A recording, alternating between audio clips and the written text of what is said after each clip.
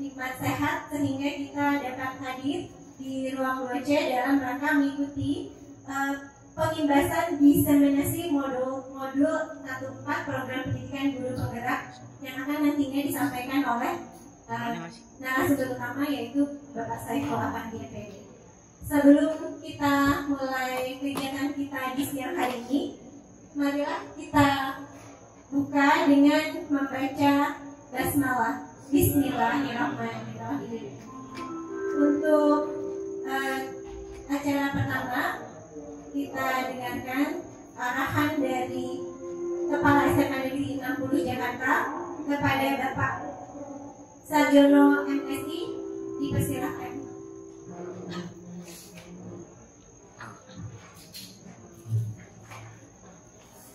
Terima kasih Bu. Bismillahirrahmanirrahim. Assalamualaikum warahmatullahi wabarakatuh. Yang saya hormati Pak Saiful selaku Wakil Bidang Kurikulum dan CGP dari SMA Negeri 60 Jakarta. Saya katakan CGP karena belum lulus ya, masih melalui tahapan-tahapan selama 6 bulan lagi, insyaallah mudah-mudahan lancar. Dan yang saya banggakan Bapak Ibu Guru kelas 10 khususnya yang pada siang hari ini berkenan hadir dalam rangka pengimbasan modul 1.4 program guru penggerak. Ini adalah satu program pemerintah yang salah satunya adalah CGP yang sebelumnya diluncurkan dengan adanya kurikulum merdeka. Ini adalah menjadi satu kesatuan Bapak dan Ibu. Itu perlu kita sikapi bersama. Jadi alhamdulillah SMA Negeri 60 Jakarta ada satu yang mewakili 60. Mudah-mudahan berikutnya angkatan ke-9 nanti setidaknya ada 3 lagi yang bisa masuk calon guru penggerak, insya Allah. Amin. Bapak Ibu yang saya hormati, pembelajaran sekarang terutama adalah kurikulum merdeka itu lebih menekankan pada orientasi siswa. Jadi tidak seperti saya dulu.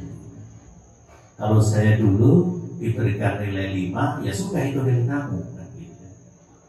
Itu nilai kamu 5. Tapi sekarang tidak.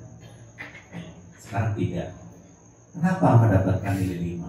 Itu yang jadi permasalahan. Jadi kita orientasi pada siswa, kita tanyakan kepada siswa kita, nah kesulitannya di mana? Nah, kenapa kamu mendapatkan nilai 5? Itu nanti akan terjadi suatu istilahnya hubungan antara di sekolah dan juga di rumah ataupun di masyarakat. Tentunya di sini yang perlu kita sikapi adalah bagaimana kita bisa memberikan bimbingan secara maksimal terhadap anak-anak kita ini. Jadi orientasi kita sudah beda Bapak dan Ibu. Kalau dulu ya seperti itu. Saya dulu mendapatkan nilai 5, ya sudah 5 itu nilai kamu. Tapi sekarang tidak. Kita harus cari akar masalahnya di mana. Kenapa kamu mendapatkan nilai 5? Ya, cari akar masalahnya sehingga timbul suatu pemecahannya. Itu sekarang orientasi pada siswa. Terus sekarang di dalam pembelajaran itu kita ciptakan budaya-budaya yang baik, budaya-budaya yang positif, baik itu di kelas, di luar kelas maupun di lingkungan. Jadi kita ciptakan budaya-budaya yang positif, karakter-karakter yang positif. Kita gali dari anak-anak. Itu kemungkinan ada sesuatu. Kenapa karakter itu tidak muncul? Kenapa karakter tidak muncul? Karena anak-anak kurang diberikan pemahaman, kurang diberikan sosialisasi. Itu tujuannya. Jadi akan muncul dari dalam diri anak-anak itu. Oh, kalau belajar itu harus begini, gitu kan. Sebenarnya anak-anak itu sadar gitu. Oh, belajar itu ya kita harus serius. Oh, kalau ke sekolah itu ya harus pakai seragam yang baik, yang sesuai dengan aturan. Oh, kalau ke sekolah itu ya tidak boleh gondrong. Oh, kalau sekolah itu ya tidak boleh terlambat. Kalau di kelas itu juga tidak boleh tidur. Itu sebenarnya disadari oleh anak-anak. Anak-anak sadar sebenarnya oleh itu. Oh, kalau di kelas itu, kalau tidak ada gurunya ya belajar. Itu sebenarnya sadar. Oh, kalau tidak ada gurunya ya tidak boleh bermain, tidak boleh berisik. Kalau toh ada gurunya ya tidak boleh tidur. Itu sadar sebenarnya. Maka itu yang kita gali, Bapak Ibu semuanya. Kita munculkan anak-anak biar timbul budaya-budaya yang positif tadi. Ya bagaimana caranya biar anak tidak di kelas itu tidak tidur. Saya pikir Bapak dan Ibu semuanya akan paham hal itu dan sudah melakukan hal itu. Ini. Tapi kalau itu semuanya hadir dari diri anak kita, insya Allah itu akan selalu diingatkan akan dilakukan oleh anak kita. Jadi sekarang yang dilakukan adalah kita pendekatan ke anak, pemahaman ke anak, pendekatan ke anak. Bagaimana kita bisa membimbing anak itu biar sesuatu tadi apa yang ada di dalam dirinya yang positif tadi akan muncul dan berkembang. Ini merupakan tugas dan kewajiban kita. Jadi paradigmanya zaman dulu dan sekarang sudah berubah. Zaman kita dulu mungkin Bu Haji ya, Bu Haji ya, atau Bu Suami beda gitu kan. Beda. Zaman sekarang juga udah berubah. Mungkin kita harus update gitu kan. Mungkin lebih perkembangan yang ada. Tapi kita juga nggak boleh loss gitu kan. Kita punya aturan. Kita punya aturan. Walaupun punya anak mungkin punya pendapat, kok harus begini gitu. Kita punya aturan, ya kita tidak boleh. Tetapi itu kita harus punya aturan di sekolah itu. Karena kalau bebas ke anak itu juga nanti kebablasan juga gitu kan. Tapi kita ambil hal-hal yang positif dari anak itu. Kalau positif dari anak itu, sudah saya katakan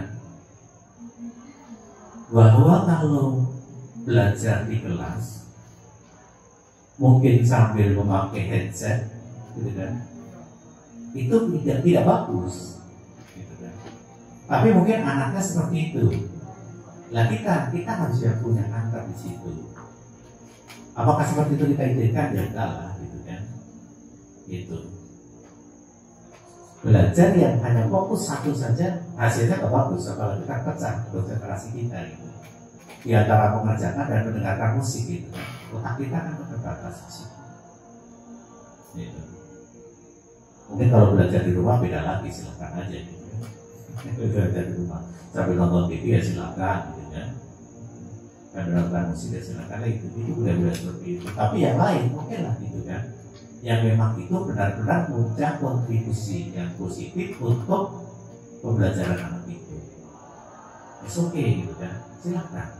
Nah, kalau anak punya usulan Pak, gitu kan. Kalau belajar anak-anak tidak boleh pegang HP. Oke, bagus gitu kan. Tapi memang saya kira orang sadar itu kok gitu kan. Karena apa? Kalau sudah pegang HP yang dibuka akan beda-beda macam-macam. Oh, kalau di kelas kita tidak boleh ramai. Kita konsentrasi, kita dengarkan guru gitu kan, dan seterusnya. Oh, kalau di sekolah ini secara lingkungan tidak boleh ada perundungan gitu kan. Wajar, gitu kan. Positif itu. Oh, kalau di kelas tidak boleh kita mungkin melakukan kekerasan terhadap teman kita. Bagus, kita hargai itu. Nah, itu seperti yang saya baca tadi. Jadi walaupun itu menurut anak baik, belum tentu secara aturan, secara menyeluruh itu nanti bisa kita terima. Jadi ada hal-hal yang positif yang perlu kita kembangkan. Itu mungkin muncul dari anak, ya bisa, silakan saja. Itu. Bapak Ibu yang saya hormati, jadi CGP ini kan berkesinambungan, sekarang sudah mencapai angkatan ke-9. Mudah-mudahan SMA Negeri 50 nanti akan ada lagi CGP yang lain. Insya Allah kepadaku ya kalau tidak CGP ya PP, pengajar praktik. Kalau yang sudah lewat umur menjadi CGP ya menjadi PP-nya, itu maksudnya. Itu keuntungannya banyak bukan? Kita akan berkembang wawasan. Berkembang wawasan. Mulai kita nggak usah berpikir dulu menjadi kepala sekolah dan pengawas dulu. Toh itu nanti juga akan mendaftar. Tidak serta-merta itu nanti diangkat langsung, tidak. Akan mendaftar juga. Gitu. Setidaknya kita sudah punya SIM-nya kan gitu kan. Kita sudah punya sertifikat guru penggeraknya, dan itu diperbolehkan nanti untuk menjadi kepala sekolah ataupun pengawas, kepala sekolah ataupun pengawas. Dan itu sekarang dari Pak Nadiem kan baru digencar-gencarkan itu di Pemda, disampaikan tolong yang lulus guru penggerak diangkatkan gitu. Itu sebenarnya merupakan motivasi dari kita. Ayo teman-teman semuanya yang masih muda, kita ikuti CGP, kita ikuti, banyak di situ manfaatnya untuk kader kita, untuk perkembangan, setidaknya untuk ilmu kita, banyak di situ. Insya Allah Bapak dan Ibu, mungkin dengan program yang sudah dicanangkan oleh pemerintah seperti itu, mudah-mudahan pendidikan di Indonesia akan menjadi lebih baik, akan menjadi lebih baik. Karena memang di situ, kalau saya perhatikan Pak Saiful ini sangat luar biasa gitu kan. Saya kalau Zoom itu sampai sore gitu. Ngapain Pak buat modul, ngapain Pak buat video gitu. Dengan luar biasa. Insya Allah di situ akan banyak manfaat, akan banyak ilmu yang kita dapatkan sebagai bekal kita sebagai guru Indonesia. Terima kasih, hanya itu yang saya sampaikan. Kita doakan bersama, mudah-mudahan Pak Saiful dalam menjalankan di CGP ini akan sukses, akan diberikan kemudahan oleh Allah Subhanahu wa Ta'ala. Terima kasih. Saya kiri, assalamualaikum warahmatullahi wabarakatuh.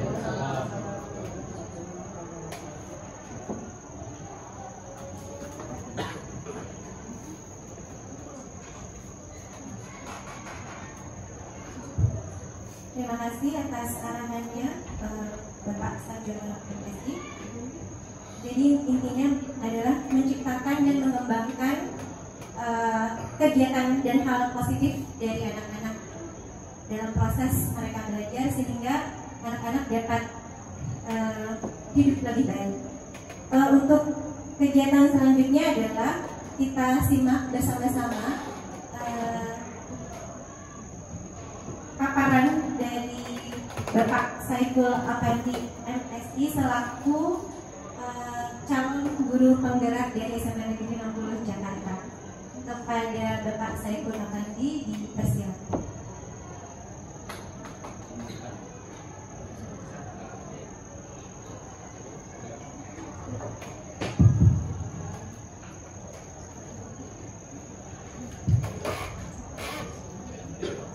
Bismillahirrahmanirrahim. Assalamualaikum warahmatullahi wabarakatuh.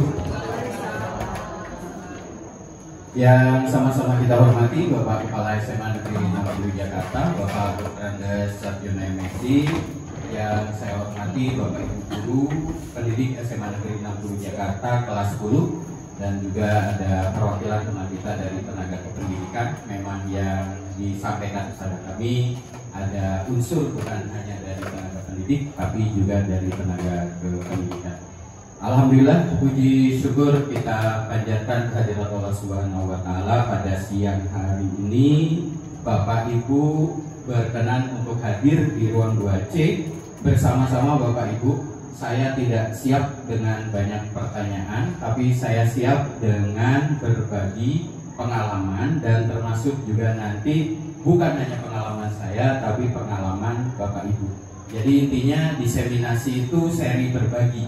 Jadi nanti saya berbagi dengan Bapak Ibu 3 bulan ini dari kegiatan CGP apa saja yang saya lakukan, banyak ilmu yang saya dapat, saya share kepada Bapak Ibu, dan nanti juga Bu Duma, Bu Temi, kemudian Bu Puji dan Bapak Ibu guru lainnya bisa share dengan kita yang kita kerjakan, yang kita laksanakan seperti apa disesuaikan dengan mungkin banyak nilai-nilai yang diingatkan kembali kepada kita untuk ke pengajaran atau ke pendidikan.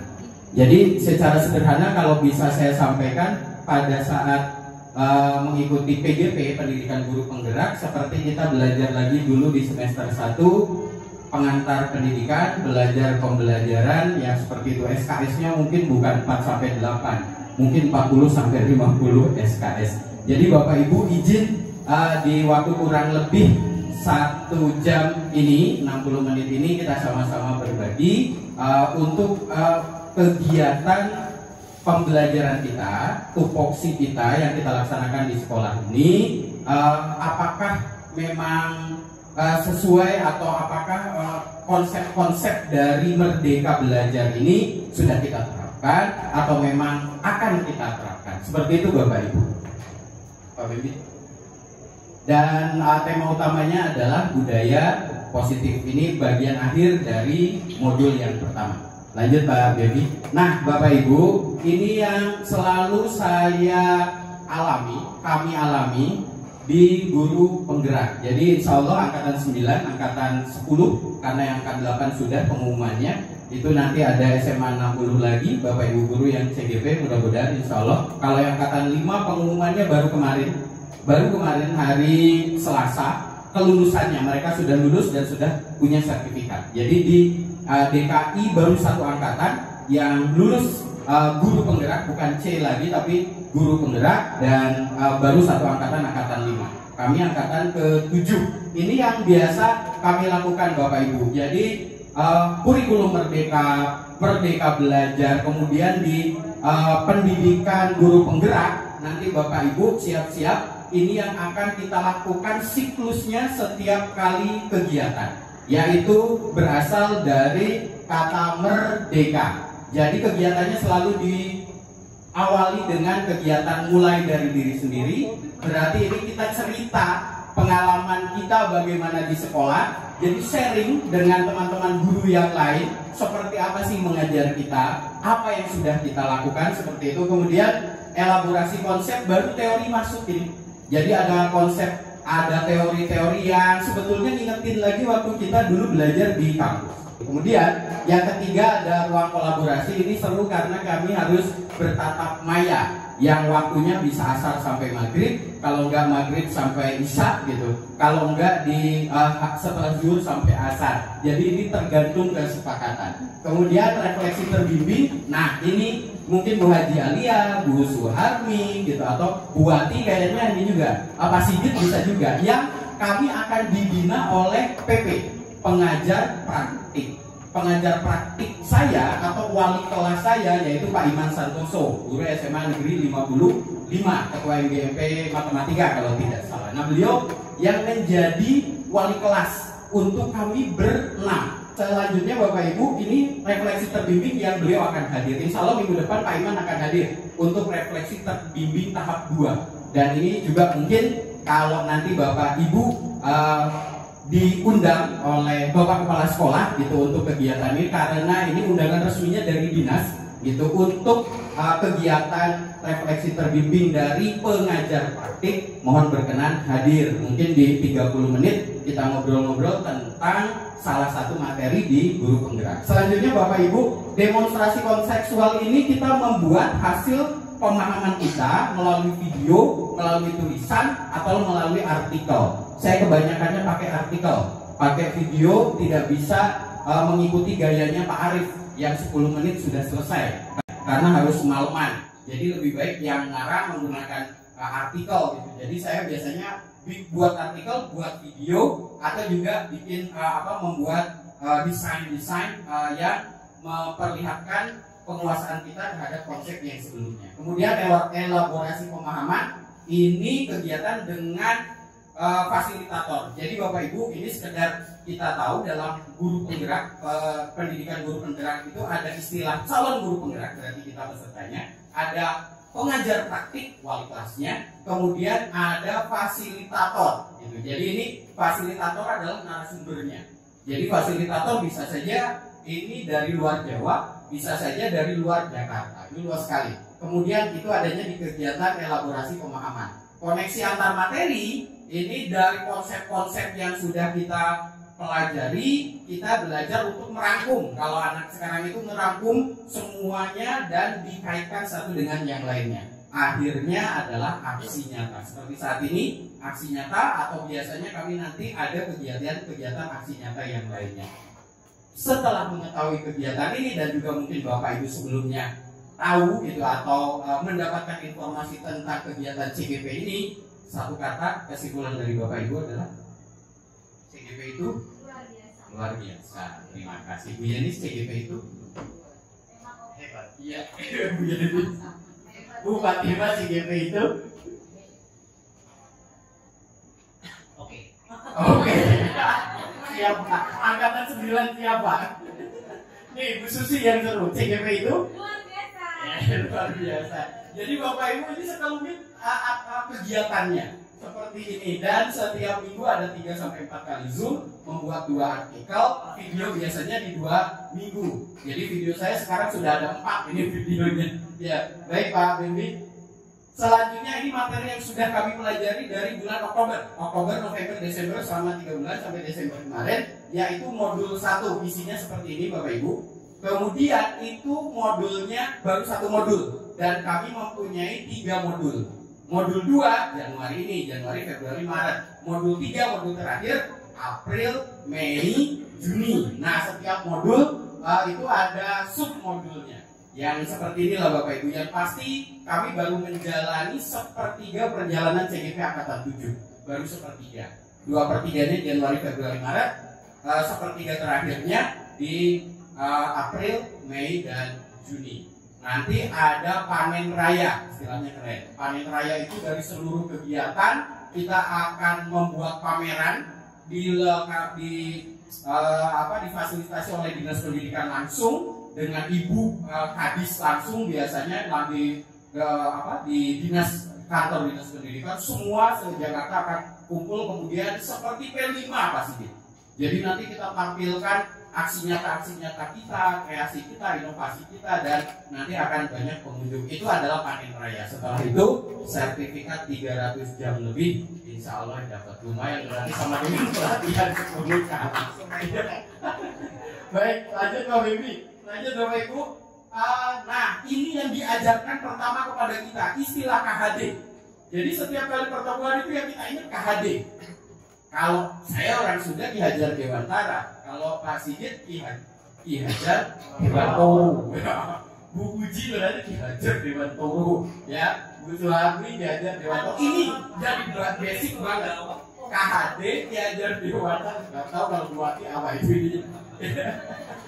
Jadi di konsepnya itu di awal yang ditanamkan, yang ditancapkan kepada kita adalah pemikiran-pemikiran pendidikan Ki Hajar Dewantara. Nah, di antaranya Bapak Ibu hanya sekedar mengulas saja, karena semuanya berawal dari sini. Kalau kita tidak pahami ini, basicnya, fondasinya, materi apapun setelah ini sepertinya kurang afdol. Jadi yang pertama ini sekelumit saja dari banyak pemikiran pendidikan Ki Hajar Dewantara itu menuntun segala kodrat yang ada pada anak. Kata kuncinya adalah menuntun. Singkat saja Bapak Ibu, bukan memaksa, bukan memerintah, tapi menuntun. Nah, ini yang selalu dieksplorasi sama fasilitator, bahwa inti dari pengajaran adalah menuntun. Kemudian yang kedua, kodrat alam dan kodrat zaman. Ini istilah KHD, kemudian diaplikasikan lagi sekarang, dikontekstualisasikan lagi sekarang. Kodrat alam, siswa dengan kepribadiannya. Kodrat zaman, kondisi kekinian. Jadi pendidikan harus selalu melihat dari pribadi siswanya, satu secara individu atau personal, dan melihat ke kondisi kekinian. Berarti beradaptasi dengan teknologi, beradaptasi dengan perkembangan dunia yang ada saat ini. Itu yang dulu oleh KHD Ki Hajar Dewantara sudah dicanangkan, artinya sudah dibuatkan idenya, dan ini kita masih berpikir masih sangat aplikatif untuk saat ini. 3, trilogi pendidikan. Jelas ya Bapak Ibu? Pas ini kalau orang Jawa enak bilangnya nih. Ingarso Sungkulodo, Ingadio Mamantarso, Tuturi Handoya. Nah ini banget, nah itu dah pokoknya itu trilogi pendidikan seperti itu. Ya, gua aja lihat orang Sunda kumaha gitu. Gak bisa ininya. Oke, di depan memberi teladan, di tengah membersamai, dan di belakang memberikan dorongan. Oke, itu jelas ya Bapak Ibu. Lanjut. Nah ini ada mungkin yang diingatkan lagi ke kita adalah trikon. Asas trikon dari KHD. Trikon itu adalah kontinu, konvergen, dan konsentris. Berarti dalam pengajaran, dalam pendidikan, kita harus kontinu, berkelanjutan, harus konvergen, mencari banyak sumber, tidak hanya mengandalkan satu sumber saja. Bahkan kalau ada sumber dari luar, kita manfaatkan. Saya yakin kalau guru 60 udah oke lah untuk ini, gitu. Karena googling sama browsingnya luar biasa, gitu. Kalau ini mau Google, wah itu udah browsingannya bukan lagi Google Indonesia, tapi itu udah apa namanya? Yang dari ya. Kemudian ada konsentris, semuanya harus kembali lagi ke kepribadian kita. Mau dari berbagai sumber, mau kita mengadaptasi dari luar, balik lagi bahwa semuanya harus berpusat ke kepribadian kita sendiri. Dan yang selanjutnya Bapak Ibu lanjut saja karena sekilas mengulas asas Trisakti. Oke, asas Trisakti berarti ada 3 saktian, ada 3 kesaktian. Ada 3 yang disebut dengan cipta, rasa, karsa. Bahasa Jawanya pasti gitu, nyun sewu. Woi, cipta itu membuat, rasa itu hati. Roso kuat.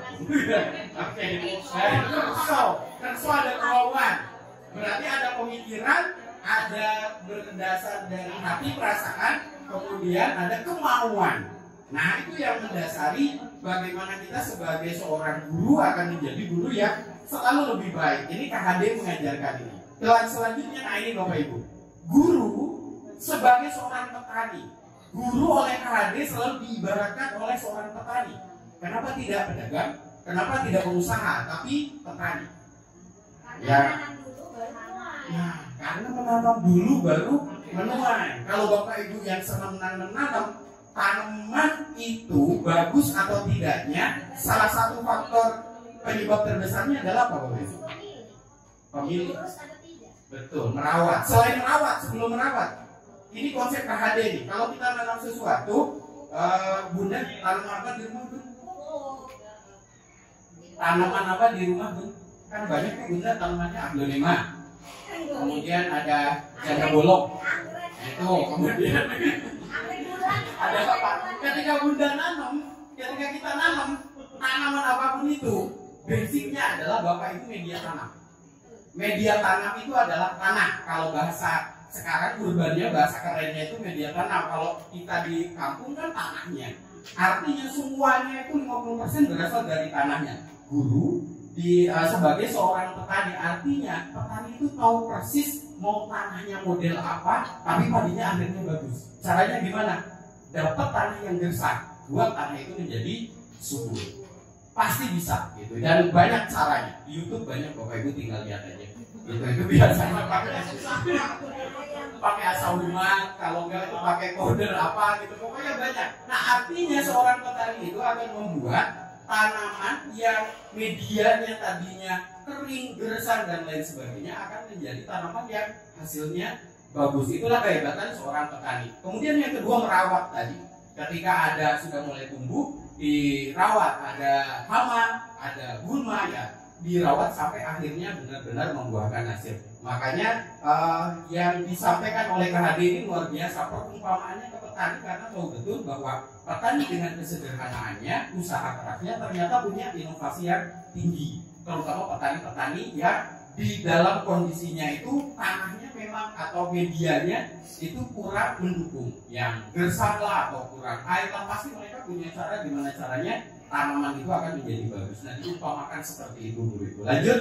Nah, ini Bapak Ibu yang selalu digaung-gaungkan sekarang ini, pembelajaran berpihak pada murid. Kalau dulu kita ingat ada ada teacher center, student center kan ya Bapak Ibu. Pembelajaran berpusat kepada guru, berpusat kepada murid. Jadi segala sesuatu yang kita laksanakan pada akhirnya harus berpihak kepada murid. Jadi harus berpihak pada student, kata Pak Nana, harus berpihak pada murid, harus melayani benar-benar kepada murid atau kepada siswa yang kita bina. Selanjutnya Pak Abebi. Nah, Bapak Ibu, sekarang kita berbicara budaya positif. Bahasanya sih kayak udah biasa. Ada budaya, ada positif. Ini bahasa yang mungkin bagi kita tidak terlalu asing. Pak Abebi langsung.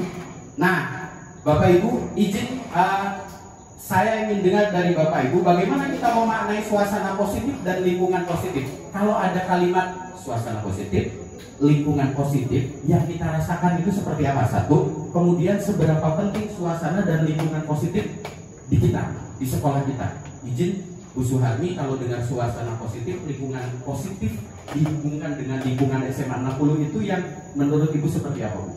Yang kayak gimana sih suasana 60 positif, lingkungan 60 yang positif? Satu kata aja bisa. Tenang, oke. Berarti lingkungan yang tenang, berarti itu lingkungan suasana yang positif yang di 60 gitu. Kalau Bu Anissa Jainafira, lingkungan positif, suasana positif seperti apa Bu Anissa memahaminya? Satu kata aja, nggak usah ini, nggak usah panjang-panjang. Bersahaja. Wih, bersahaja. Luar biasa sekali. Guru milenial belajar bersahaja. Satu kata Pak Arya, lingkungan positif, suasana positif. Damai, oke. Ya itulah yang pasti banyak pemahaman kita. Berarti lingkungan positif, suasana positif dengan kalimat-kalimat atau kata-kata yang bermakna positif. Tapi jangan dilihat Buduman, nggak positif. Beberapa bulan lagi. Maaf Buduman. Oke, ya. Berarti banyak hal makna yang kita maknai dengan positif. Kondusif lah, tenang lah, damai lah, bersahaja. Yang pasti banyak hal positif yang kita maknai dengan suasana atau lingkungan positif. Seberapa penting? Sangat penting, cukup penting, kurang penting, atau penting banget menurut. Sepakat lah ya kalau ini dengan sangat penting. Dengan apa namanya pertanyaan seperti ini kita sepakat bahwa suasana dan lingkungan positif yang ada di sekolah itu akan sangat penting. Banyak Bapak Ibu mohon maaf kalau lagi cerita dengan guru-guru di sekolah A, B, C, D, kalau lagi curhat-curhatan secara tidak sengaja kepleset lidahnya kemudian menyampaikan sesuatu yang kalau di saya gini gitu, itu kayak kesimpulannya menyiratkan sesuatu yang dibalik bukan positif tapi negatif. Kita yang nggak ngerasain aja, yang mendengarkan sudah miris banget. Ya enak banget ya. Siapa kepala sekolahnya? Wah, jadi Bapak Ibu, kita yang dengernya aja udah nggak nyaman. Yang ada kan sebetulnya kondisi bagaimanapun yang ada kita sampaikan positifnya aja gitu kan. Gitu kita yang denger aja biasanya kalau lagi di komunitas guru apa itu sudah tidak merasa nyaman. Lanjut Pak Bebi. Nah, lingkungan positif, suasana positif jelas Bapak Ibu masuk ke peraturan pemerintah sistem pendidikan nasional, sistem standar nasional pendidikan, maaf SNP, standar nasional pendidikan. Bahasanya terucap, bahasanya tertulis di situ, yaitu lingkungan yang positif, pembelajaran yang berpihak pada murid. Jadi hati-hati Bapak Ibu karena ini regulasinya jelas, peraturan pemerintahnya jelas nomor 4 tahun 2022 tentang standar nasional pendidikan menggantikan PP nomor 57 tahun 2021 standar nasional pendidikan. Nah, ada kalimat yang jelas di situ, lingkungan positif, pembelajaran yang berpihak pada murid dan penjelasan-penjelasannya. Jadi ini dari pemerintah pun kalimatnya memang sudah konkret, sudah jelas sekali. Pak Bebi, selanjutnya Bapak Ibu, nah sekarang kita sedikit ke masa perkuliahan. Choice Theory by William Glasser. Nah, ada seorang pakar, William Glasser, pakar pendidikan, merubah dari paradigma stimulus respon ke teori kontrol. Berarti patokannya masih stimulus respon atau menuju ke kontrol yang jadi lebih baik kalau dari kalimat itu yang stimulus respon atau teori kontrol Bapak Ibu? Teori kontrol. Choice teori yang kita tahu dari pembelajaran di kampus dulu kan teorinya Ivan Pavlov ini. Stimulus respon. Anak patuh kalau dikasih aturan. Anak akan mengikuti kalimat yang kita sampaikan kalau ada stimulusnya. Datang ke sekolah, Bapak kasih hadiah. jam 6.30 harus datang, kalau enggak usir, kalau enggak dini. Nah, yang seperti itu kan ada stimulus, ada respon. Dan mungkin izin Bapak Ibu, kita di rumah pun ke anak seperti itu kan, harus pulang jam 9 paling malam, enggak kunci atau digembok. Itu kan udah stimulus buat anak, akhirnya pulang sebelum jam 9. Nah, ini stimulus respon, teorinya Ivan Pavlov. Sekarang ternyata perkembangan pendidikan tidak seperti itu lagi. Yang diharapkan pemerintah dari yang standarnya single pendidikan tadi, teorinya William Glasser, yaitu choice teori. Seperti apa teori kontrol itu? Lanjut Pak Baby. Nah, maaf Bapak Ibu, ini biasa dari dulu saya selalu menyampaikan dan selalu jadi mindset saya dengan konsep dari Jepang ini. Ya, ditanyakan ulang ke Mas Rulinya betul atau tidak. Ini katanya dari Jepang. Dipaksa, terpaksa, terbiasa. Seneng banget saya dengan konsep itu. Kalau anak sudah dipaksa, dia akan mengikuti aturan kan? Pada akhirnya dia akan terpaksa. Karena dipaksa, ayo diubrak-ubrik terus. Sama Pak Sigit bawa sajadah gitu, Pak Hasim bawa tongkat, itu udah. Artinya udah harus dipaksa. Tiap hari anak akan terpaksa, karena terpaksa minggu berikutnya akan terbiasa. Ternyata konsep yang saya pribadi selama ini pahami seperti itu, pada akhirnya kalau kita baca lagi ininya William Glasser, teorinya William Glasser, kurang tepat. Nah, ini Bapak Ibu, berdasar dari sini, murid-murid, siswa-siswa peserta didik atau anak-anak kita di rumah atau kita sendiri kan setidaknya punya motivasi untuk mengikuti atau tidak mengikuti sesuatu. Satu, menurut Dian Gosen, untuk menghindari ketidaknyamanan atau hukuman. Kita datang tepat waktu, siswa datang tepat waktu, alasannya itu menghindari hukuman, biar nggak kena, biar tidak ditahan oleh staf kesiswaan, oleh tim kesiswaan. Udah ketakutan duluan kalau disebutkan Pak Jaim, udah mereka Pak Arya tepuk tangan karena luar biasa jaga di lapangannya. Satu itu. Kemudian yang kedua, untuk mendapatkan imbalan. Ranking 1, ranking 2, peringkat 1, peringkat 2 itu biasanya kita ngasih reward, ngasih hadiah. Atau yang ketiga, untuk menjadi orang yang mereka inginkan dan menghargai diri sendiri. Bapak Ibu, kalau kita lihat levelnya, ini level terendah ke level tertinggi. Yang pertama level 1, yang kedua level sudah meningkat, yang ketiga levelnya luar biasa. Kesimpulan sederhananya yang kita lihat sehari-hari dengan tugas yang kita kasih ke anak, murid kita ada di posisi level 1, 2, atau 3 sampai saat ini. Masih satu. Masih satu ya Bapak Ibu ya. Artinya kalau ada punishment and reward, reward and punishment baru gerak. Bu Temi masuk ke kelas, kemudian masuk yang tidak mengerjakan tugas hari ini, ngadep ke ibu, wah gak langsung. Ada reward and punishment baru. Nah, berarti baru baru level 1 atau level 2 yang diharapkan paradigma pendidikan saat ini adalah yang ketiga. Mereka inginkan menjadi orang yang mereka inginkan, menghargai diri sendiri dengan nilai-nilai yang mereka percaya. Jadi levelnya itu Bapak Ibu yang diamanatkan kepada kita. Lanjut Pak Bebi. Nah, selanjutnya Bapak Ibu, setelah kita mengetahui ini baru sebetulnya menanyakan kepada diri kita posisi ada di mana, yang kita lakukan seperti apa. Ini, nah yang kalau kita pahami sering kita mendengar kata hukuman, konsekuensi atau sanksi dan restitusi. Dari ketiga istilah ini mungkin yang asing bagi kita adalah restitusi ya Bapak Ibu. Ini sama levelnya. Hukuman berarti level terendah, maju ke level satunya yang agak bagus, itu konsekuensi atau sanksi. Yang lebih baik yang diharapkan kita lakukan sekarang ini bertahap belajar bersama-sama itu adalah restitusi. Kita akan coba lihat Pak Ben. Satu klik. Oke. Bapak Ibu, kita akan ini hukuman atau konsekuensi. Ingat ya, tadi levelnya pertama hukuman, yang kedua konsekuensi, yang ketiga restitusi. Menurut kita Bapak Ibu, ini hukuman atau konsekuensi? Klik. Ya, mencatat terus sekali di dalam buku dengan kalimat saya tidak akan terlambat lagi. Anak terlambat, diminta gurunya menulis tulisan ini sebanyak 100 kali. Hukuman atau sanksi? Hukuman atau sanksi Bapak Ibu? Hukuman atau sanksi? Pak Beni diklik satu kali. Hukuman. Itu adalah konsekuensi atau sanksi. Lanjut dulu ya Bapak Ibu. Selanjutnya Pak Beni.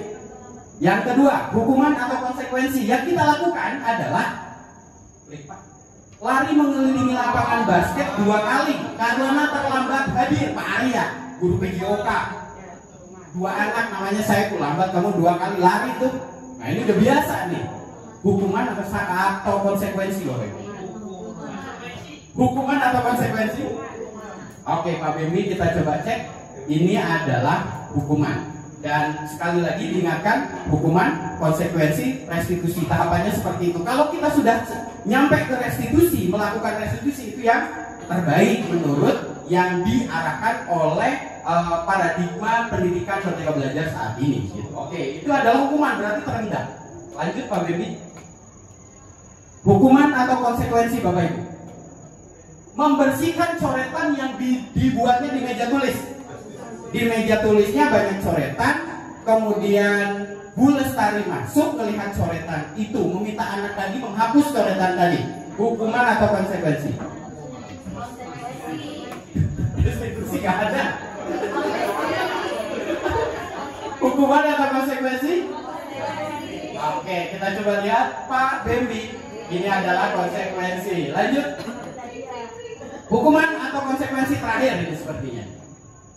Murid diminta untuk push up 15 kali karena tidak menggunakan masker. Gak pakai masker, push up 15 kali. Pak Bembi, ini adalah hukuman. Oke, lanjut Pak Bembi. Oke, oh masih ada. Berjemur di lapangan basket. Pak Nadia lagi. Karena mengobrol teman-teman.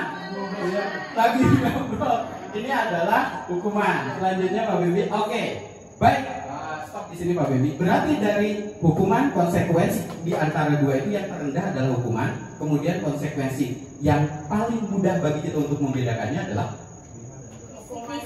kalau hukuman fisik, kalau konsekuensi berarti tidak menggunakan fisik. Dengan bahasa lain, ketika kami diskusi, kalau hukuman itu akan mempermalukan anak murid atau siswa kita. Kalau konsekuensi memang kesalahannya sepadan, jadi yang disampaikan kepada itu sepadan dengan apa yang dilakukan. Kalau dia nyoret ya dia harus hapus. Kalau dia ngotorin ya dia harus membersihin, itu konsekuensi. Kalau dia ngotorin tiba-tiba harus lari, udah gak nyambung. Nah itu adalah hukuman. Tadi betul yang tidak ada hubungannya pelajaran matematika, salah 2, anaknya ini tiba-tiba dia suruh lari lapangan 20 kali, apa hubungannya? Gak belajar matematika ini dengan lari gitu, kecuali kalau harus menghitung mengerjakan soal 100 kali konsekuensinya. Tapi kalau dengan lari kan gak ada hubungannya matematika dengan harus lari. Nah itu yang banyak kita diskusikan, hukuman dan konsekuensi. Bapak Ibu, ternyata nah ini balik lagi, jadi saya belajar pelit jadinya.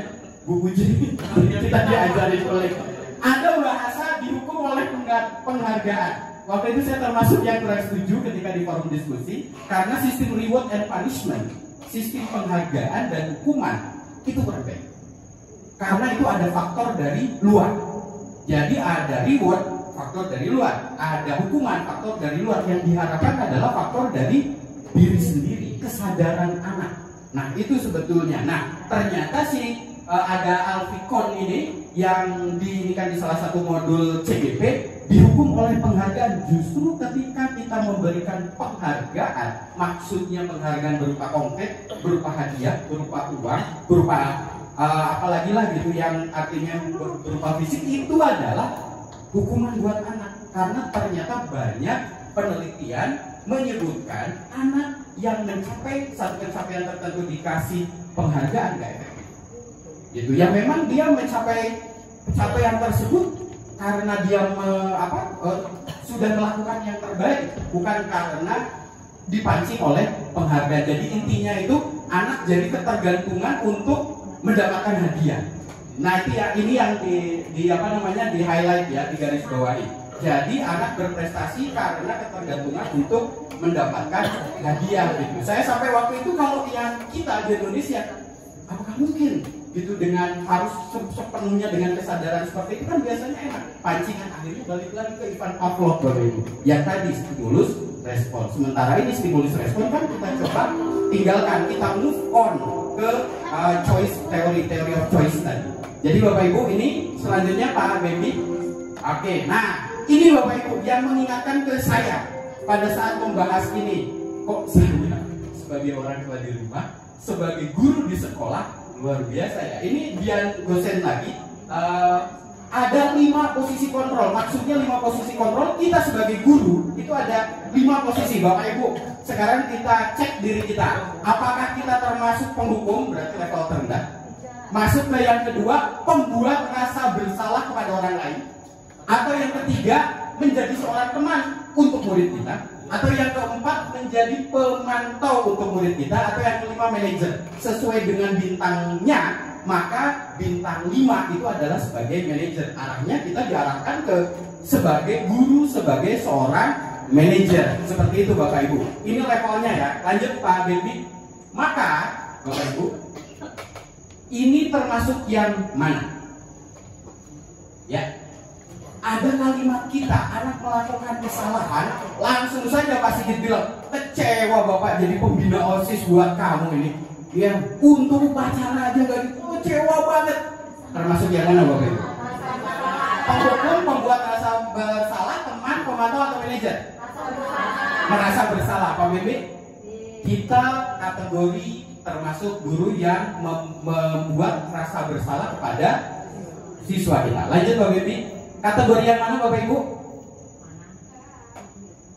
Anak-anak sekalian, Bapak wali kelas di 10-7.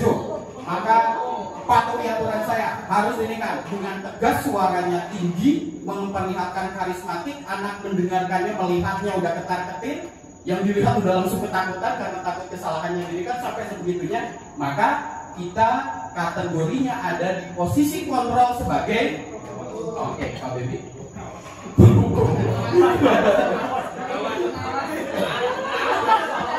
Ada awal jadi pengawas. Oke, Pak Bibi lanjut. Bapak Ibu, oke. Kita coba lihat lagi kalimat yang biasa kita ucapkan di sekolah. Oke, Bu, saya ngapain kesalahan? Gak apa-apa. Emang kamu kesalahannya ngapain? Bikin Bu coret-coret gini, enggak apa, Ibu aja yang bersihin. Jadi atau Ibu bantu nanti membersihkan, atau ayo nanti kita bersihkan sama-sama gitu ya. Ada kalimat seperti itu. Itu ya gitu. Saya pikir dulu yang modelnya seperti itu Bulan gitu. Bulan yang dipakai, tapi ketika mereka kelas udah diem semua. Tidur ternyata. Jadi kalau Bulan kemarin saya baru tahu, luar biasa Bulan ya. Oke, Pak Baby, ini adalah sebagai teman karena dia membersamai anak itu. Kemudian Pak Baby, nah sekarang ini, jika kamu meyakininya, apakah kamu bersedia memperbaikinya? Anak terlambat, datang ke Buati. Buati nyampein terlambat, betul apa salah? Salah. Kenapa salah? Tidak mematuhi aturan. Kemudian kamu yakin nggak kesalahan itu harus diperbaiki? Betul. Harus yakin Bu bahwa itu harus diperbaiki nggak ini? Bersedia. Baik, tipenya adalah Pak Baby. Saya ingat betul ketika waktu itu diminta di ruang Bapak Kepala Sekolah Pak John dengan salah seorang teman guru kita, secara tidak sengaja saya ingat dan modelnya ini sebagai manajer. Oh begitu. Bapak yakin dengan keputusan Bapak? Yakin bahwa itu nanti ada konsekuensinya? Yakin bahwa konsekuensinya akan seperti ini? Saya ingin, oh ternyata dikasih terus pertanyaan sampai menyadarkan. Jadi keputusan Bapak gimana? Iya atau tidak? Saya pikir iya. Tidak Pak, jadi enggak juga. Artinya di awalnya memang sebagai manajer itu terlihat sekali gitu, untuk seorang pemimpin, seorang guru gitu. Kita sebagai pendidik, posisi kita di manajer dan ini yang paling tinggi. Nah, Bapak Ibu, ini yang kita bahas karena level tertinggi. Tadi kan yang pertama level yang paling rendah itu penghukum. Kemudian lanjut lagi pembuat rasa bersalah, Bu Temi sama si Pandu. ibu udah capek ngelahirin kamu yo, anaknya di rumah masukin lagi bu. Ya, itu yang membuat rasa bersalah. Anaknya itu sampai diem aja. Ya Allah, gue jadi anak kok gini amat ya. Itu pembuat rasa. Kebanyakan kita orang tua kayaknya gitu deh. Apalagi bola. Ya, yang ketiga tadi Bapak Ibu, sebagai teman, kemudian yang terakhir adalah pemantau, kemudian sebagai manajer. Nah, dari tadi posisi kontrol ada restitusi, ada hukuman, ada sanksi, konsekuensi, restitusi. Kan hukuman yang terendah. Sanksi tadi udah kita bahas. Dan terakhir, ini yang diharapkan Bapak Ibu, yang saya ingin berbagi dengan Bapak Ibu. Ternyata ada kata restitusi. Mungkin bagi kita ada yang baru lihat seperti apa restitusi itu, modelnya kayak gimana, konsepnya seperti apa. Untuk disiplin positif, untuk budaya positif, untuk lingkungan positif, suasana positif, itu adalah ada istilah restitusi. Lanjut Pak Bibi, ini terlalu teoritis. Selanjutnya Bapak Ibu, satu, restitusi seorang guru akan memanggil siswa karena satu kesalahan atau satu hal yang dianggap melanggar aturan, menstabilkan identitas. Yang kedua, validasi tindakan yang salah. Yang ketiga, menanyakan keyakinan. Langsung klik aja Pak Bibi. Karena ini ada tugas, waktu itu saya recording dengan salah satu siswa.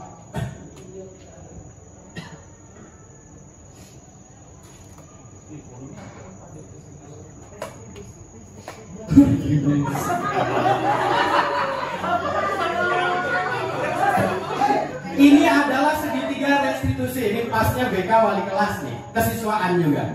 Kalau maju kita semua lah. Satu, proses di stop Pak Bibi. Proses menciptakan kondisi bagi murid untuk memperbaiki kesalahan mereka sehingga mereka bisa kembali kepada kelompok dengan karakter yang lebih kuat. Anak yang bersalah kita panggil, kita nasihati. Biasanya mereka ke kelas itu dicemooh. Biasanya kelas itu dikucilkan. Biasanya di kelas itu dia udah akan jadi kayak bagian pembuat keonaran gitu, yang kayak gitu. Nah, ini ada salah satu yang bisa kita coba Bapak Ibu, yaitu restitusi. Jadi mereka balik lagi ke kelompok, ke kelas mereka, punya keyakinan anak itu. Lanjut Pak Baby. Nah, oke, ini kegiatannya yang tadi. Lanjut Pak Baby. Oke, satu. Nama anak, jadi saya kirim ke ini. Yang barusan Pak Baby. Oke, novel mengerjakan tugas novel dengan tidak maksimal. Setelah kita koreksi mengerjakannya asal-asalan. Setelah kita koreksi ternyata kok ini anaknya seperti ini, kerjanya dikerjakan tapi asal-asalan banget. Maka kita gunakan, kita coba segitiga restitusi. Kita panggil anak itu, kita cari pemecahan masalahnya dengan segitiga restitusi tadi, 3 tahapan tadi. Maka akan seperti ini singkatnya Bapak Ibu. Lanjut Pak Baby.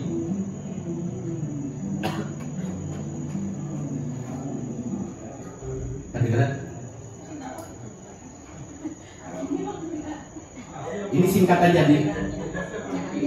Di skenario kan Pak. Kedengeran?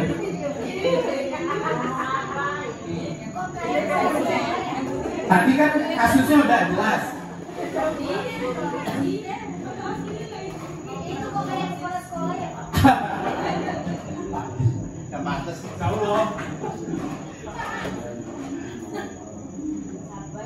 Nah, saya ngasih tahu bahwa setelah mengecek ternyata ada salah satu murid Noval Ramiza, dia penugasannya ke maksimal.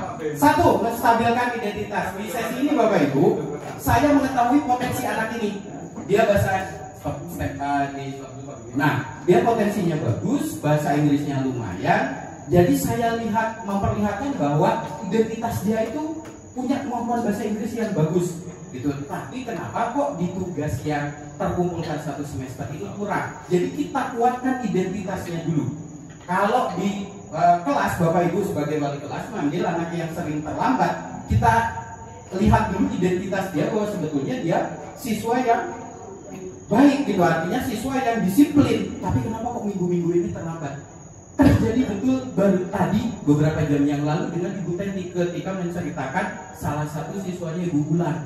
Ibu Tenti itu dia ini posisinya ketika membahas itu langsung menjawab, oh iya anak ini bagus, ya ininya bagus, ini bagus. Tapi beberapa bulan ini ada penurunan tentang kedisiplinannya. Jadi identitas asalnya kita inikan dulu, dikuatkan dulu. Jadi anak merasa nyaman. Kalau pertama datang tiba-tiba Bu Ola langsung, kamu mana sih? Wah, anak udah gak nyaman.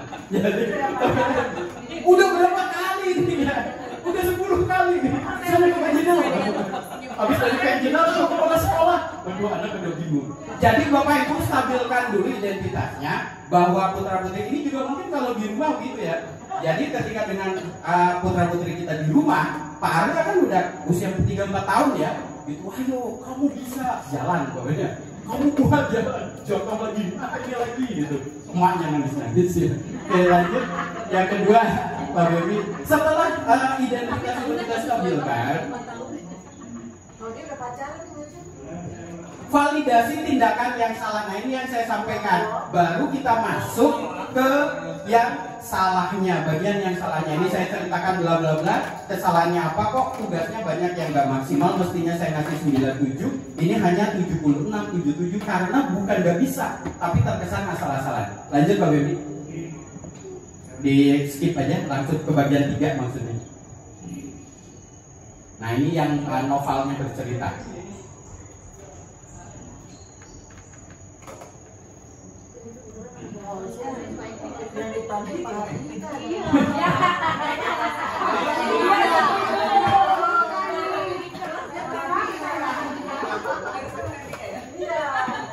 Ya, besok Mahardika. Nah, oke, sudah Pak Bebi cukup lah. Akhirnya Bapak Ibu dengan segitiga restitusi tadi yang diamanahkan ke kita sebagai guru, si anak itu menyadari. Jadi kalimatnya seperti ini. Kamu tahu bahwa yang kamu lakukan itu tidak sesuai dengan kemampuan kamu. Sayang loh, novel bahasa Inggris bagus kok, Bapak hanya ngasih 76. Padahal trackingnya, recordnya, saya harus ngasih 96, 97, 96, 97. Iya ya Pak, berarti itu nanti akan membuat saya menjadi tidak bagus. Ke SNM-nya atau ke PTN-nya nanti akan berkurang ya Pak. Dia menyimpulkan sendiri untuk itunya. Oh iya, satu apa nah, ini dua apa gitu. Jadi akibatnya dia menyimpulkan, bukan kita yang memberitahu. Oh ternyata ini sampai akhirnya yang membuat solusi anak itu sendiri. Jadi harus gimana kan? Baru gitu menyampaikan. Kayaknya Bu Haji pasti yang buat Ina gitu. Mau kemana? UI gitu. Jadi harus mau dulu UI gini. Nggak mau UI ya. Jadi nanti UI nggak? Jadi marah deh. Ya Bapak Ibu, jadi bisa kita coba di kelas atau di anak. Jadi intinya keluar dari anak itu sendiri. Dan kalau saya di rumah terjadi banget dengan anak saya. Pernah saya coba ini yang tadinya harus tutup bahwa harus begini. Ketika coba ngobrol gitu dengan istri, mencoba untuk ngobrol, yang terjadi ternyata luar biasa gitu. Bener gitu dengan ngobrol, tapi dia ngomong, bukan kita yang ngomong. Jadi anaknya ngomong, yang ngungkapin kendalanya, masalahnya sampai solusinya. Akhirnya cuma satu kata, tanggung jawab ya, udah selesai. Gitu dengan yang putusan yang dia buat, kalimat kita cuma tanggung jawab ya, iya. Dan saya rasain beda banget. Lanjut Pak Bebi, terakhir ini Bapak Ibu.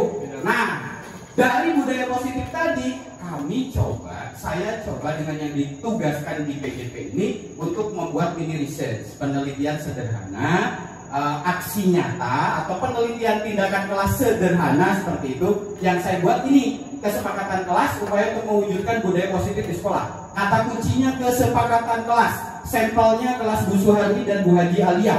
Beliau membersamai saya. Di awal saya diarahkan oleh Bapak Kepala Sekolah. Yang terjadi mungkin karena ini pertama juga luar biasa. Sampai Bu Alia gini-gini gitu. Sampai Bu Suhardi ke depan apa gitu. Ini jadi seru Pak membuat kesepakatan. Ingat, kata kesepakatan kelas bukan peraturan kelas.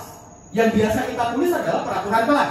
Meja harus selalu bersih, piket harus selalu ini, enggak, tapi kesepakatan dari katanya ini udah beda Bapak Ibu. Kalau peraturan kelas seolah-olah dari luar harus ke anak jadi rambu-rambu banget. Kalau kesepakatan ini dari mereka, karena itu dasarnya. Jadi kami kumpulkan anak-anak ini. Lanjut Pak Bebi. Selanjutnya, nah ini kegiatan pertama, saya dengan Bapak Kepala Sekolah diberikan arahan untuk awalnya seperti apa dengan wali kelas. Kemudian kami kumpulkan di ruang AFIS 1,5 jam, dan ternyata dari situ poinnya adalah ayo buat kesepakatan kelas untuk kebaikan di kelas bersama. Izin, kalau zaman dulu kita kenal di sini ada kontrak belajar. Itu kan cuma nilai-nilai. Anak yang mengungkapkan kalau ini untuk segala sesuatu aktivitas yang ada di kelas. Lucu, seru. Ada videonya Bu. Izin, nanti akan saya sampaikan sebagai penugasan ke Kemdikbud karena harus disampaikan. Jadi pada saat diskusi itu saya di akhirnya ngasih Google Form yang anak-anak diminta untuk menuliskan kira-kira untuk kelas kita menjadi baik, kamu punya usul apa? Kan keren. Botol jangan sembarangan. Wah, udah langsung. Wah, kalau yang itu udah oke. Jadi ada ternyata di kelas itu botolnya ini. Sampai izin dari yang sekian kalimat anak-anak kan namanya anak SMA ya, mungkin kalimatnya juga nggak diatur. Kalau di kelas 10 ada kalimatnya yang sampai saya udah nggak tahan dipalak dulu. Ya berarti udah ada kan gitu. Karena pada saat membuat tulisan itu tidak disebutkan nama, jadi anak bebas gitu. Sampai ada sesuatu yang bikin topi peci saya naik gitu. Pasti aku ganteng banget. Woi.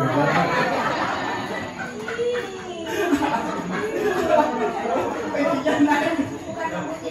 Jadi Bapak Ibu nggak dituliskan nama, mereka menulis dan jujur banget mereka menyampaikan. Kalau saya lihat jujur, saking sejujur-jujurnya kita membahas satu poin yang tadi disampaikan Bapak Kepala Sekolah. Earphone boleh digunakan pada saat mengerjakan tugas. Karena di amanat CGP tidak boleh langsung di-cut, saya coba dengarkan dulu, saya dengerin. Pada saat saya mendengarkan dua kelas tuh Bapak Ibu, Bu Haji Alia langsung ke depan, Bu Suharmi langsung ke depan. Di akhir saya minta kesepakatan. Ini kelas 10-1, 10-2.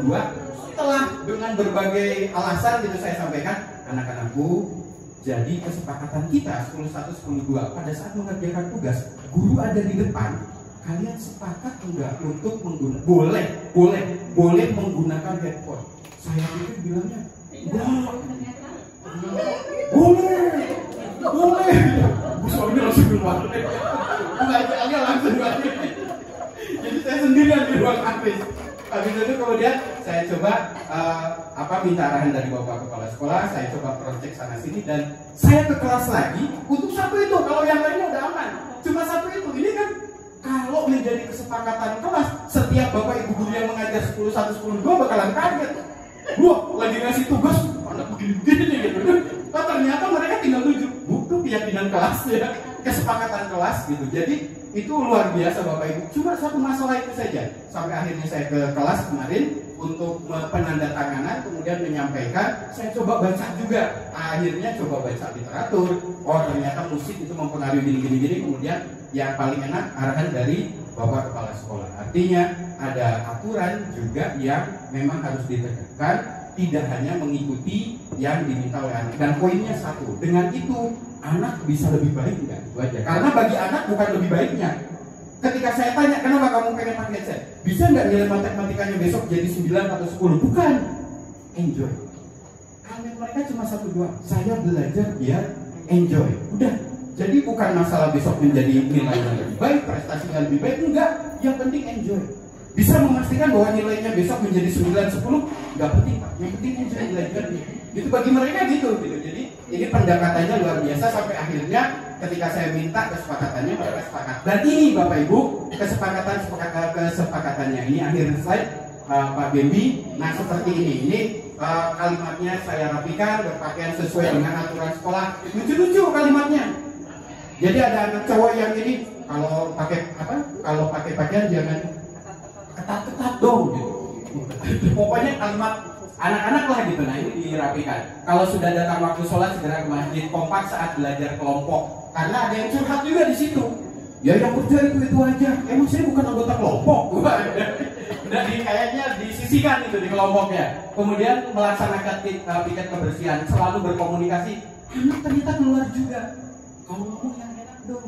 Kalau ngomong yang sopan dong. Jadi mereka dengan bahasa mereka keluar. Akhirnya kalimatnya seperti ini. Kan gak mungkin kalimat anak itu langsung saya sampaikan. Kemudian selalu jaga ketenangan, tidak tidur di kelas. Kemarin ada yang nanya lagi, tidak tidur di kelas, berarti di kelas itu banyak yang tidur. Ada yang nanya, kritis bu anaknya. Ketika ini mau ditandatangani oleh ketua kelas dan oleh wali kelas, nanya, Pak, tidak tidur di kelas itu ada batasan waktunya enggak? kalau istirahat boleh dong Pak, kan di situ nggak ada batasan waktu. Kalau nanti setelah sholat boleh dong, kan nggak ada guru. Jadi ketika nggak ada guru boleh dong Pak, kan nggak ada batasannya, lebih lagi gitu. Jadi kalau saya jawab boleh, tidur semua itu nanti. Jadi akhirnya saya sampaikan bahwa tidak tidur di kelas itu tidak ada batasan waktu. Ketika saya sampaikan gitu, udah gini aja nanti udah ngantuk-ngantuk, udah pengen tidur kayaknya. Siapa gitu Bu yang nanya itu kayaknya udah agak ini juga kebiasaan tuh kayaknya. Meminta izin untuk menggunakan barang orang lain dan tidak ada perundungan, ini yang tadi Bu. Jadi ada yang suka ngebully gitu ya, yang mungkin iseng atau gimana saya nggak tahu gitu, cuma dia curhat seperti itu. Nah nanti dengan ini adalah 10, saya ambil 10 saja kesepakatan kelas untuk di 10.1 karena sampelnya saya gunakan 10.1, 10.2. Bapak Ibu selain ini ada yang untuk kita guru. Nah ini mungkin di sesi lain khusus guru-guru kelas 10 izin gitu, mungkin ada yang untuk perbaikan kita juga gitu, termasuk mungkin izin nanti ketika ada briefing dari Bapak Kepala Sekolah. Artinya ini sebetulnya menyeluruh gitu. Guru yang kecepatan ada salah satunya Bapak Ibu yang mengajar di kelas 10. Kalau mengajar jangan cepet-cepet dong, kan pusing saja. Jadi ada yang kalau ngajar ya kan cepet-cepet. Nah yang saya waktu itu sampaikan adalah Bu, jangan cerewet-cerewet apa? Nah ini yang saya bahas juga. Ternyata cerewetnya guru itu atau wali kelas kan karena memang anaknya bersalah. Itu aja cerewet. Jangan ini sampai nyebutin nama gitu. Waduh, makanya saya bilang ini bocah karena nggak ada namanya di situ misalnya Bu Puji kalau mau ngajar belum itu contoh Bu gitu.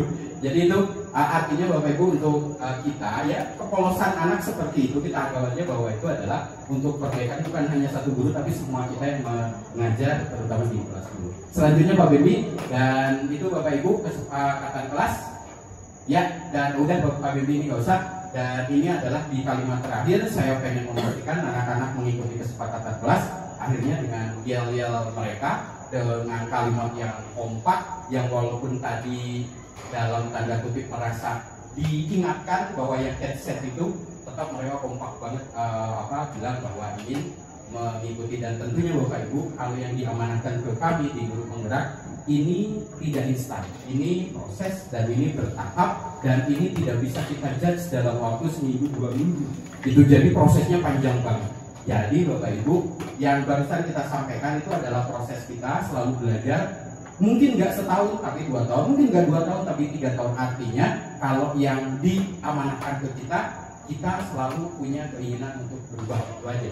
Jadi tidak dengan comfort zone, posisi nyaman, itu aja, tapi mulai oh ya coba dengan seperti ini, coba dengan seperti ini, walaupun hal-hal itu kecil banget. Inovasinya kemarin menggunakan quizzes, sekarang menggunakan Kahoot, besok menggunakan apalagi, artinya ada ide-ide yang selalu berkembang. Jadi anak nggak pas ini ya quizzes lagi, datang lagi ya quizzes lagi gitu. Artinya Bapak Ibu kita dituntut untuk seperti itu. Itu saja mungkin Bapak Ibu karena waktunya. Jadi izin berbagi dengan Bapak Ibu di pendidikan guru penggerak. Insya Allah mudah-mudahan bermanfaat untuk kita semuanya. Terima kasih untuk kehadirannya. Akhirul kalam. Wassalamualaikum warahmatullahi wabarakatuh.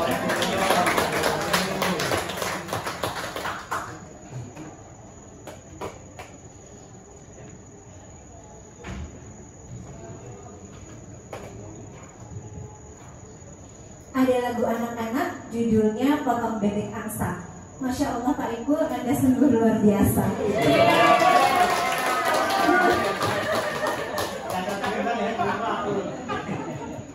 Jadi tadi dengerin Pak Ibu sambil mikir apa ini ya, bantuinnya untuk Pak Ibu. Pak Ibu tadi penjelasannya terkait dengan KIGT itu sungguh luar biasa sekali. Bapak Ibu guru sampai terkesima, Bunda Yin sampai melihatnya dengan Bu Lestari, Bu Fatima, Bunda Dira, Mbak Anissa sampai pokoknya harus ikut PIGT, harus ikut jadi calon penggerak. Iya Pak juga kayak inspirasi ya Pak ya. Harus ikut penggerak ya. Kalau memberi usul kesepakatan boleh nggak? Oh iya, buat gimana? Kesepakatan menambahin tadi. Oh, terus kesepakatan bagaimana Bu Fo? Ada satu tuh. Tadi kan dimunculkan nggak boleh pakai headset ya. Anak lagi belajar, nggak boleh, ada peraturannya nggak boleh. Gimana kalau lagi belajar dikasih dari atas mikrofon ini musik mungkin kecil selagi anak lagi belajar supaya tenang. Kalau tadi mendengar musik itu membuat enjoy. Itu usulnya aja. Usul bisa diterima, bisa usul ya. Iya, tadi saya sampaikan usul bisa diterima, bisa dipertimbangkan, bisa diindahkan ya, Bu. Ya. Baik, diabaikan. Baik, terima kasih atas kehadiran Bapak Ibu. Demikianlah pengindasan terkait dengan guru penggerak. Kita tutup dengan membaca hamdalah. Alhamdulillahirobbilalamin. Sekali lagi berikan applause untuk Wassalamualaikum warahmatullahi wabarakatuh.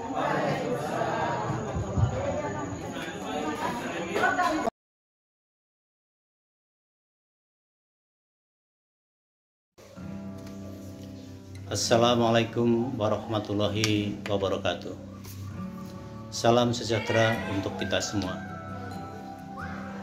Izinkan saya Sarjono, Kepala Sekolah SMA Negeri 60 Jakarta, menyampaikan tentang pelaksanaan kegiatan calon guru penggerak di SMA Negeri 60 Jakarta. Alhamdulillah, Bapak Saiful Apandi MPD telah lolos menjadi calon guru penggerak. Dan sekarang sudah sampai pada tahapan desiminasi yang dengan kehadiran beliau menjadi guru penggerak membawa dampak yang positif, membawa dampak yang baik, dapat memotivasi terhadap teman-teman pengajar yang lain, sehingga dapat menimbulkan semangat baru, paradigma baru, dan juga model pembelajaran yang baru, sehingga anak-anak atau siswa-siswi SMA Negeri 60 Jakarta senang untuk mengikuti pembelajaran di SMA Negeri 60 Jakarta. Juga dengan kehadiran beliau menjadi calon guru penggerak membawa pengibasan yang sangat luar biasa, membawa pengaruh yang sangat luar biasa untuk dapat dicontoh dari guru-guru yang lain, terutama dalam memberikan bimbingan terhadap teman-teman dalam pelaksanaan kegiatan pembelajaran. Banyak sekali hal yang dapat kita petik terhadap kehadiran calon guru penggerak ini, terutama dari guru-guru yang lain bisa dapat mencontoh, dapat motivasi baru untuk dapat mengembangkan ilmunya, untuk dapat mengembangkan cara mengajarnya. Demikian yang saya sampaikan. Salam penggerak, maju bergerak kita wujudkan profil pelajar Pancasila. Salam sehat, salam guru penggerak. Wassalamualaikum warahmatullahi wabarakatuh. Assalamualaikum warahmatullahi wabarakatuh. Perkenalkan, nama saya Muhammad Dendi Aulia Lugina. Saya guru bimbingan dan konseling di SMA Negeri 60 Jakarta. Setelah mengikuti kegiatan desiminasi modul calon guru penggerak yang dipaparkan oleh Bapak Saiful Apandi MPD, saya merasa terinspirasi dan juga termotivasi untuk kembali belajar mengenai teknik dan teori pembelajaran. Saya kembali diingatkan mengenai proses pembelajaran yang berpusat kepada peserta didik dan bukan lagi kepada guru, sehingga peserta didik dapat berkembang sesuai dengan kecerdasan yang dimiliki, sehingga pendekatan yang digunakan bukan lagi menggunakan teori stimulus respon. Ketika anak bisa melaksanakan kegiatan, diberikan reward, dan jika anak tidak bisa, akan diberi hukuman. Nah, melainkan yang digunakan adalah teori restitusi, sehingga peserta didik akan kuat secara karakter masing-masing saat kembali ke kelompok mereka. Pak Saiful Apandi menjelaskan dengan rinci dan detail, sehingga semua penjabaran yang diberikan sangat membekas di hati dan pikiran saya. Demikian testimoni yang saya berikan. Assalamualaikum warahmatullahi wabarakatuh.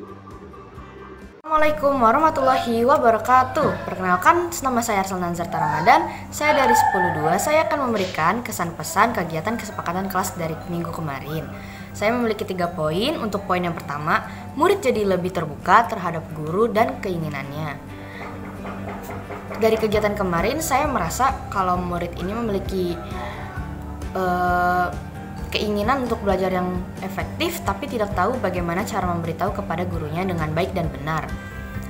Dari kegiatan kemarin menurut saya sangat bagus karena murid diberikan kesempatan untuk speak up akan pendapatnya, bagaimana cara ingin belajar di kelas yang efektif, dan guru juga akan memberikan kesepakatan kelas yang baik dan benar agar murid juga bisa mematuhi. Menurut saya itu sangat bagus. Dan untuk poin yang kedua, murid akan belajar dari kegiatan kemarin di mana tidak semua bisa terkabul dan sekolah memiliki kesepakatan kelas. Dari kegiatan tersebut, dari kegiatan kemarin, murid diajarkan bagaimana tidak semua bisa dimiliki dan guru juga memiliki kesepakatan kelas. Jadi ketika kedua pihak sudah berkomitmen, maka akan menjalankannya gitu.